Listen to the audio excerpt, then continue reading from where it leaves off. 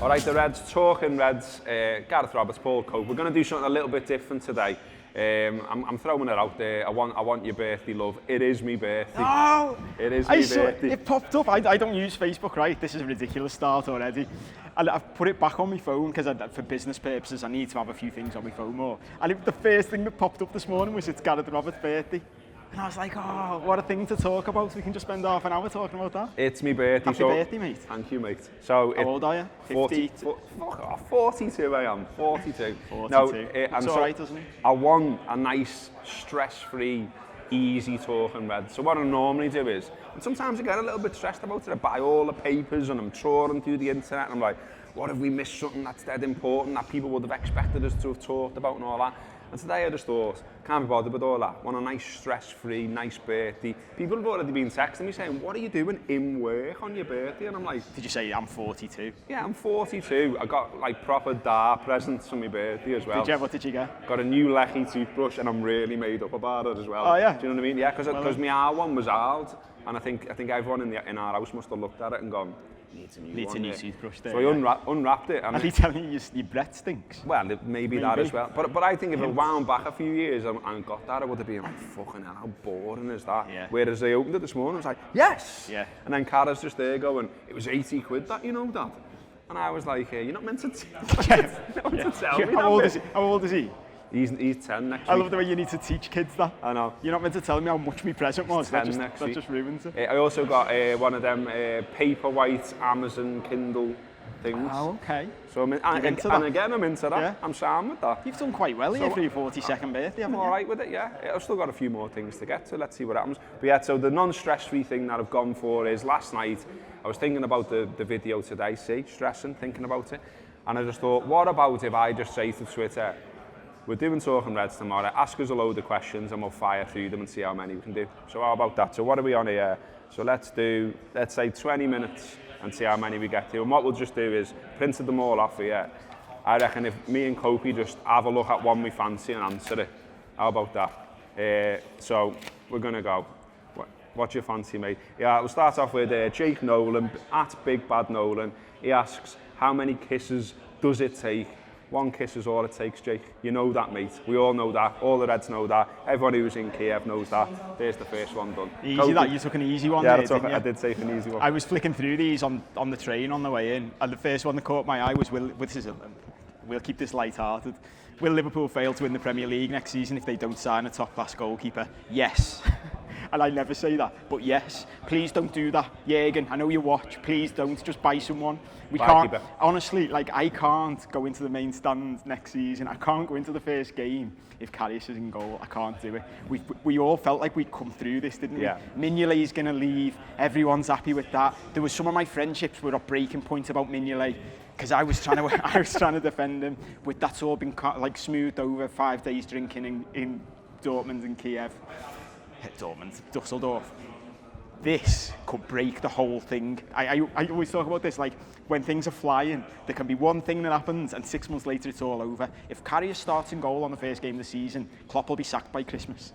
I think it is one of those things that I'm like you in that it could make the atmosphere a little bit toxic. And we've seen that before, like, and things just sort of go out from there, if you like. And when you saw him in your life for another season, it was like, oh. Yeah. And then every time he's near the ball, you hear the groan, and there's a certain psychology just about him being on the team sheet. And it does feel a little bit like that. Yeah, well, and you know as well, he will do something mad. Keepers do something mad, like De Gea let it go. It made me laugh that about the Ronaldo hat-trick. Everyone's like, he's the greatest player in the world. He scored a penalty, and he scored one goal that was hit straight at the best goalie in the world that went in.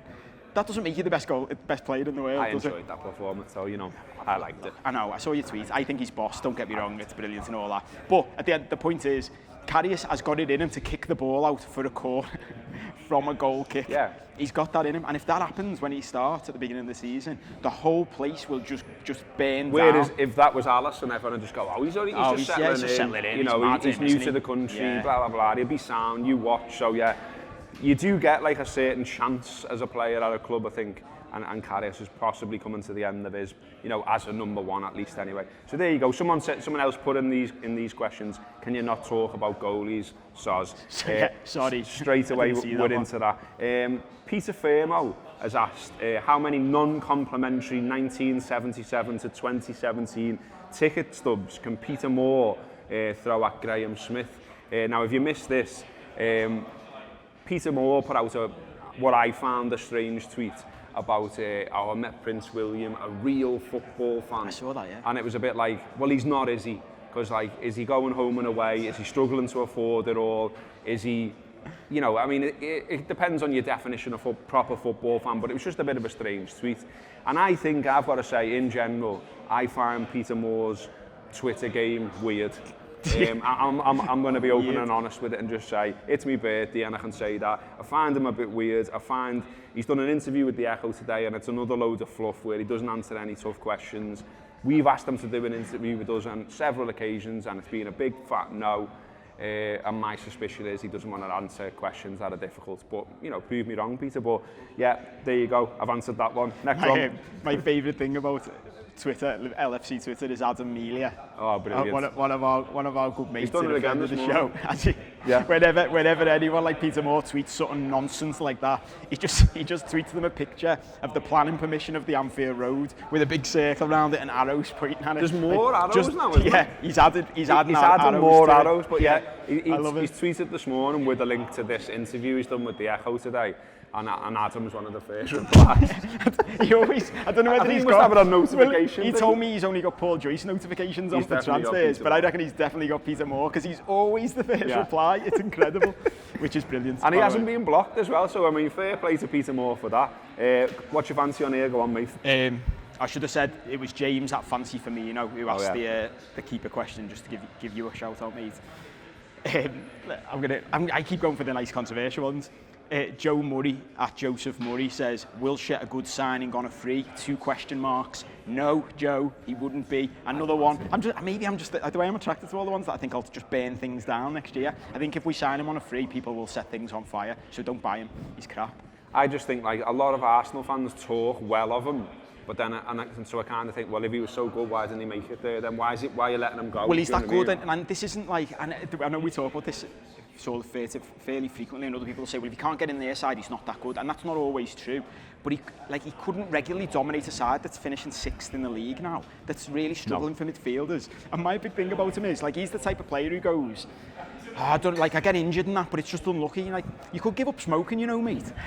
Like, you could literally give up smoking. That might help. I don't know. Like, I'm not a sports scientist, but I think the people who are dead fit, like Ronaldo, don't think he smokes. No, probably not. Looks after himself. So yeah, it's a no from me as well. Got one here. I don't even know who this one's from because my list's gone a bit mad, but I just like the question. Is Mike Hooper now really a bouncer in Durham? Absolutely no idea, mate, but if anyone does know what Mike Hooper's up to these days, I read this out in the office before and Craig's like, who's Mike Hooper?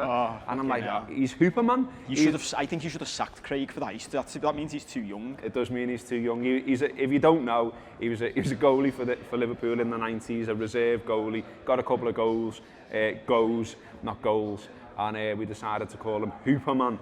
But anyway, let's cast over that. So if anyone does know what Mike's up to these days, let us know in the comments. Oh, but like, I'm just laughing to myself reading some of these questions, which I know isn't great TV for you, like, but here's one, because I know this has been on the World Cup agenda. Klopp's Giddy Reds at 4-2-3-1. It's a mad handle, isn't it, mate? Mark Lawrenson, time for a rethink, better than those lacking a personality. I was watching Mark Lawrenson the other day and I was actually thinking, imagine being the fella doing the commentary while Lawrenson's sitting next to you. There was a few times where Lawrenson would say something and the commentator would just pause as if he's thinking, how do I reply to that? While the match is on, obviously, and he'd just go like, well, the thing is, Mark, like, that's just the rules. And Lawrenson would be like, well, it's ridiculous, isn't it? And he's like, well, but it's the rules, so they've sort of got to like follow the rules. I think he's brilliant. It made me think like, you should. I think Mark Lawrenson's a life lesson for everyone. You should think to yourself, am I Mark Lawrenson in my life? Am I the one in work and at home who's constantly just negative about everything? And we all know people like that who just like, no matter what gets said, it's like, oh God. I think, but I don't know, like there's part of me, it's a bit like with Hodgie and Sam Allardyce and all these. I think they get to a point where they're so bad they become funny. Like they become like a caricature of themselves, and I like that. Like I really like Roy Hodgson now. I think he's, I do. I think he's hilarious. I think it's like if you just look at him as if he's a fella, who's an actor playing a role, and he's doing everything to wind you up. This is the thing with Lawrenson. I mean, I remember we did a lot on him a while ago, a few years back now, where we wrote a series of pieces about him. Everyone sort of said why he does their head in and that sort of stuff. But remember Neil Scott, who used to write regularly for the site, not so much now, good writer though. And he really interesting take on it, where he said you need to differentiate between Mark Lawrenson and Loro. Yeah. And he said Mark Lawrenson was a brilliant defender for Liverpool, superb player. And then you've got Loro, this sort of TV caricature of that man. And I think that has happened to an extent, because there was a piece on him yesterday where they got stuck into him. I think it was in the Telegraph, saying about how miserable he sounds and all the rest of it. And then you had like Dan Walker, Gary Lineker, I think, maybe one or two others from the BBC saying what a lovely fella he is and how he's great to work with and all this type of stuff. And I know there's a girl I know who's interviewed Lawrenson, not about football, but just about the being the man he is, if you like. It was just for like the Southport Visitor, a local paper. And she went on to me about, she was saying to me, I know you don't like him, but like he was a lovely fella, you know, couldn't have helped more and all that. And so I think there's a lesson in here that he's probably sound, but at the same time, he can still be shit on the commentary. You can still think he's a miserable bastard. You can still think there's younger talent, better talent maybe, who should be talking about the footy, because Lawrenson's watched too much of it and is a little bit bored by it and probably fancies knitting in his front room and watching the footy that way, rather than, you know, having a big blanket on his lap trying to come up with something decent when he's co-commentating. But there you go. It's like us, isn't it? Like, you might think we're absolute bellends, and loads of you do, but... And that's fine. No, I was going to say we're not like that in real life, we are. I defo am. Okay, that was your one, wasn't it? Patrick Boyle says, Liverpool player to break your heart and why, past or present? I think it's quite hard, this. Do you know what? I did have a moment the other day where Gibbo asked me to speak about... Gibbo's working on another one of his moments in time, which have gone down really well. If you don't know what they are, it's basically like a documentary on a certain era or happening in Liverpool history. And he gets loads of different voices, players, journalists, fans, etc. And he said to me, just out of the blue, I didn't know he was going to ask me, he said, do you fancy talking about the 2001 FA Cup final? I was like, all right, mate, yeah, sound. I went to that. And so he said, I'll speak to you about 3 o'clock about it. So I was getting near 3 o'clock and I was turning over in my head what I might say. And I just thought, I'll just bang the highlights on of that match. And I watched it. And then I went downstairs and spoke to Gibbo about it. And I got a bit emotional. Because I was like, I started talking about how good Michael Owen was. And like, if you watch that final back, the 2 goals he scores are brilliant. The first one's an absolute poacher's goal, but the way he reaches it and the way he gets it in the corner, absolutely brilliant. Yeah. The other one, I'd sort of remembered it in my head as Paddy Berger playing an amazing ball. And it is an amazing ball, but Owen's got so much to do. And he's like beating world-class defenders and a world-class goalie and putting it right in the corner and winning an FA Cup final.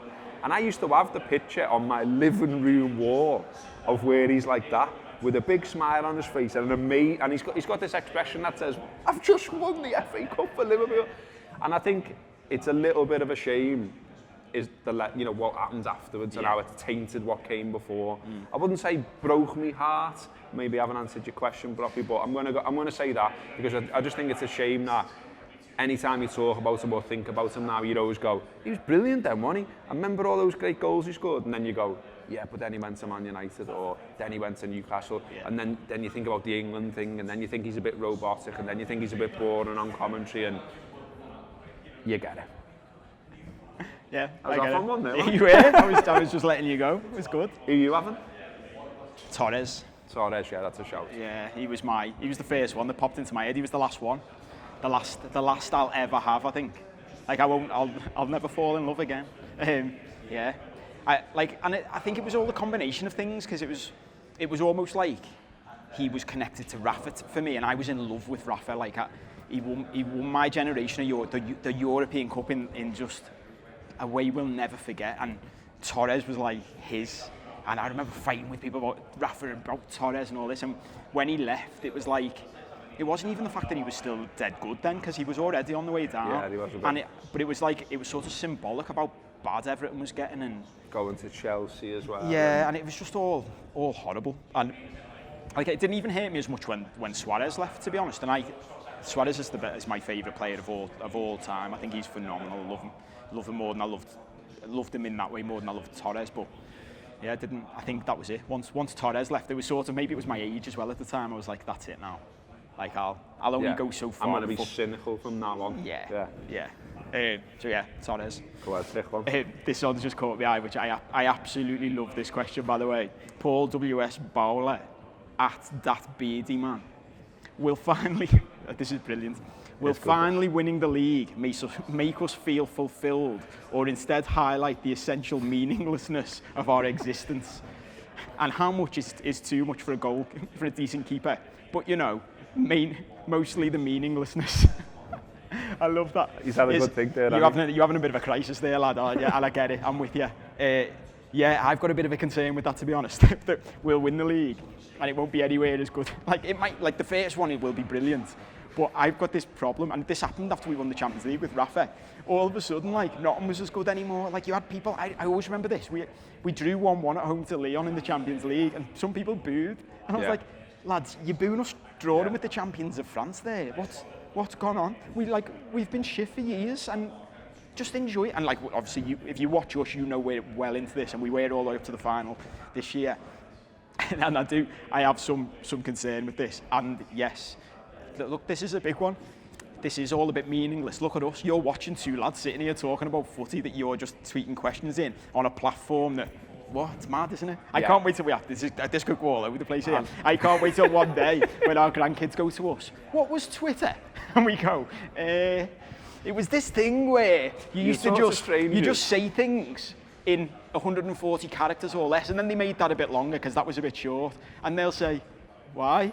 And we'll go, don't know really. Don't know. It was just one of them things. Just filled a bit of time. I mean, on that league thing, there is a little, like I've said loads of times, the season I actually started, I was supporting Liverpool before, obviously, but I was what Everton fans like to call a telly clapper up to this point. The first time I started going was 1990, but it was the season after we last won the league, so 1990-91. Was my first season as a match-going Red, if you like. So I've never seen us win the league. I've experienced the full 28 years of not winning the league, and so that is a big time for your man here to think about it.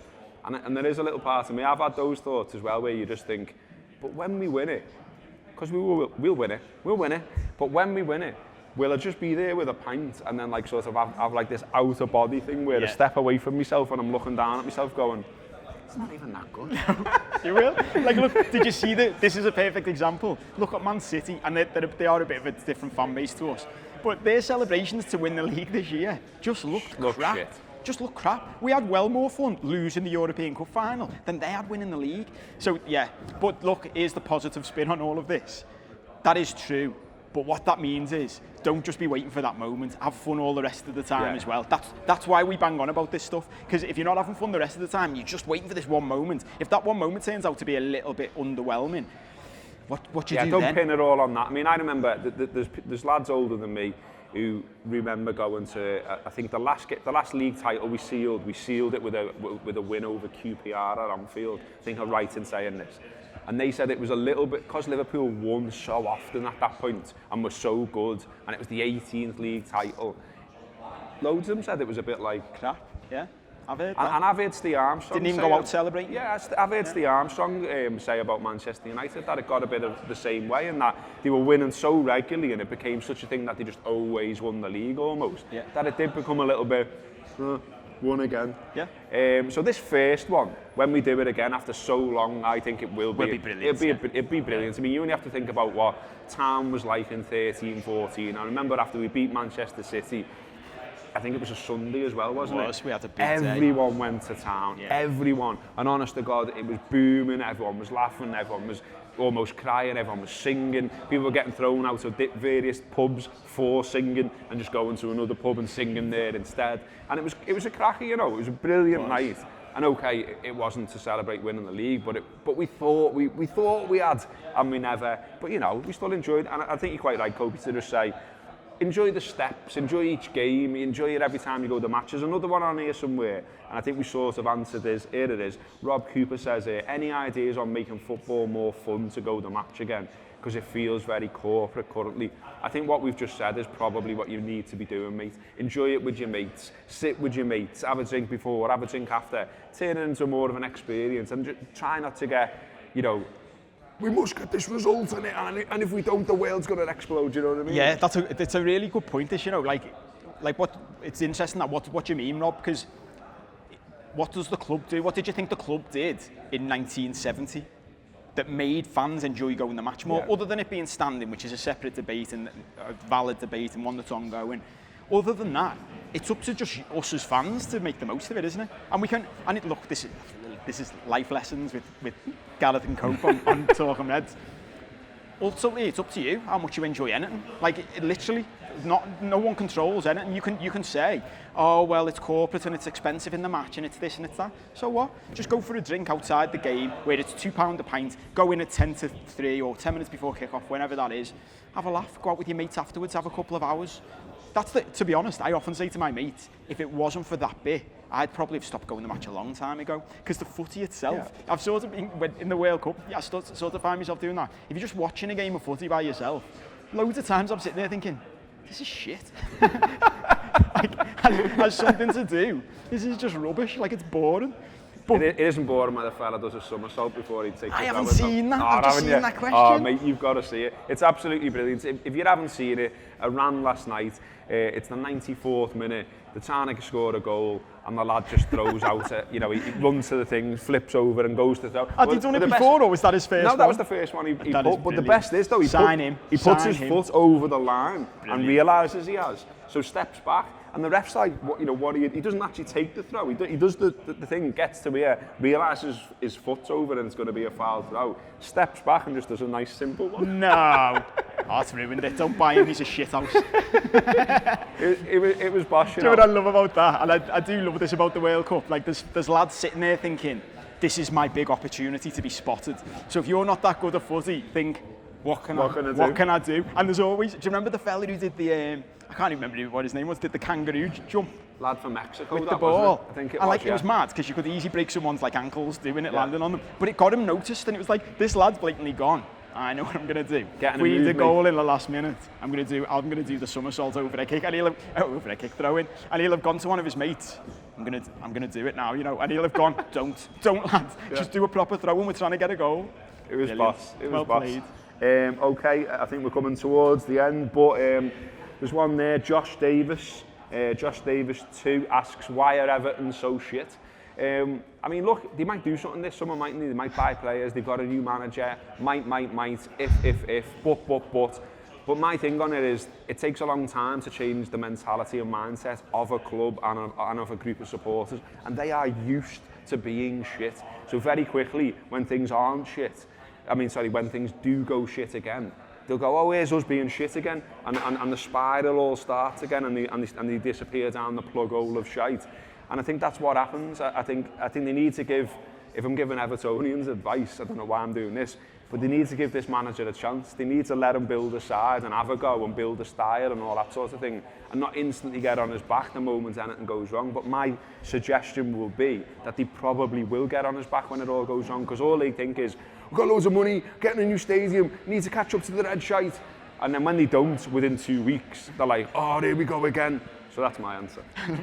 I love the way we always manage to have a go with Everton. It doesn't matter what the topic is. Get in! It's brilliant, yeah. I love the way you're doing life advice to Evertonians now. For those of you who are watching, which we know you do. Brilliant. Should we do one more? Love it. I want to do, this is one I get every week, so I'm going to do like an update on my neck. For those of you who are new viewers, I did answer this a long time ago, but yes, I do have a bad neck. What it's caused by is people saying nice things about me on the internet. So the cure, I've seen like proper like doctors about this, and they say every time someone says something nasty about you on the internet, it helps your neck get better, just a little bit. That's true, yeah. Yeah. So keep them coming. They help every time you call me a bellend on the internet. It gets a little bit better. There you go. which is why we do what we do. You're helping Paul cope by giving him abuse on the internet. Which is fantastic. He's also on Twitter. If you don't just want to fill up the YouTube comment box by calling Copey a bellend, go over to his Twitter as well. Paul7Cope, I believe. It is the at. If you want to make anything, one of my mates made me a banner once. It was on my stag do. Do you know about this? I'll have to get you a picture of it. I went to a bar on one of the last nights out on my stag do, and across the whole bar was just a big picture of my face on a red banner with smug looking bellend on it. Yeah. Which was brilliant, amazing. I've still got it. Love it. Yeah. I was going to say that's it, and that's being talking Reds, but I'm going to throw Thomas Hogan in because this really made me laugh in the office before. I'm very childish and I like toilet humour. Apologies in advance. But do you know what? I saw this on the list before. I was laughing as he was answering the question, and I thought, I wondered if you'll pick it out. Thomas Hogan. I don't even think we need to respond to it. It's just the tweet itself. Thomas Hogan at Tommy2Shoe811. He says, so I'd asked for questions, and he just replies, the absolute joy of farting in the bathtub. It amazes me how more people don't know of this life-affirming phenomenon, letting one loose and the feel it gives you as it wanders up your spine. The icing on the cake is the rich aroma those wonderful bubbles emit once they break open. That's been Talking Reds. We'll see you tomorrow.